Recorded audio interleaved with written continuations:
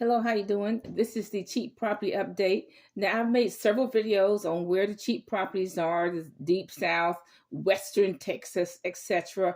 I still believe you should shun New York, California. California's land is not even worth $5 an acre except for Hollywood. New York is overrun with migrants. Unless you're going to buy some tax delinquent property in New York, I wouldn't not recommend. And I was surprised to see some homeless population in New Hampshire because New Hampshire has so much raw land, beautiful land. And I was just surprised to see any kind of homelessness in New Hampshire of all places, and Vermont probably too.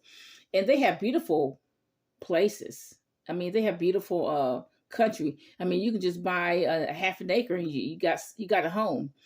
But everywhere you live, you need to buy land. No matter what state you live in, you need to buy land.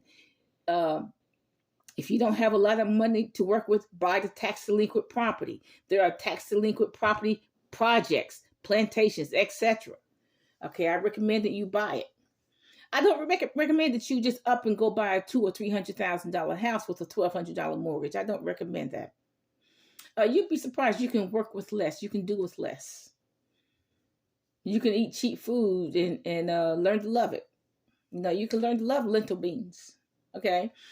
But like I said, you can in Western Texas. I don't recommend that you buy anything in Houston.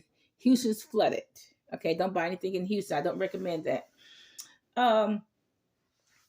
See, look, the migrants, they are kicking blacks out of housing to put the migrants back in there. The illegal migrants. The illegal migrants are taking over practically all the houses. They're taking it over where I live. Okay. So they're kicking blacks out of housing. So I do urge blacks to buy tax delinquent property. Because look, the government doesn't care about you. And you got to understand that. If you're a white American, the government doesn't care about you. Okay. So I recommend that you buy some property. See, the reason people on Skid Row, they don't want to leave their comfort zone. They're comfortable on Skid Row. Some people have been there 10, 20, 30 years. They're comfortable living like that. They don't want to leave their comfort zone. They could have saved by this time more than enough money to pay cash for a house, because most of them are on some kind of check. Okay.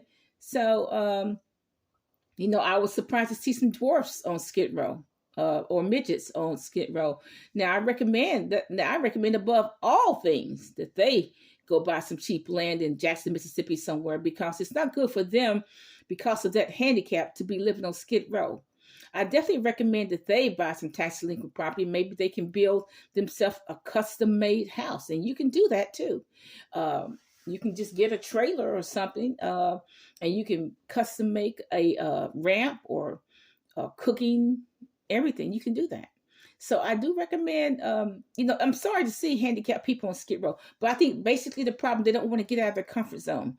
In order for you to move to the next level, you're going to have to get out of your comfort zone. I'm going to tell you. I've been in and out of debt 3 times, and I had to get out of my comfort zone. What I knew when I turned 40, that whatever I was doing for the last 25 years was not working. That's what I did know. So I'm going to have to do an about face. I'm going to have to not do whatever I've been doing the last 25 years, because that was not working. I had to do an about face. I had to get out of my comfort zone. I had to do things I never did before. I had to study things I never studied before. I had to study money. I've never studied money before. Okay, I had studied money for the next decade or so. Okay, that I was way out of my comfort zone to study money, to go get the books on money. Kiyosaki, Susie Orman, another one written by a black lady. I had to get out of my comfort zone. I'm suggesting you get out of your comfort zone and buy some property. Bye.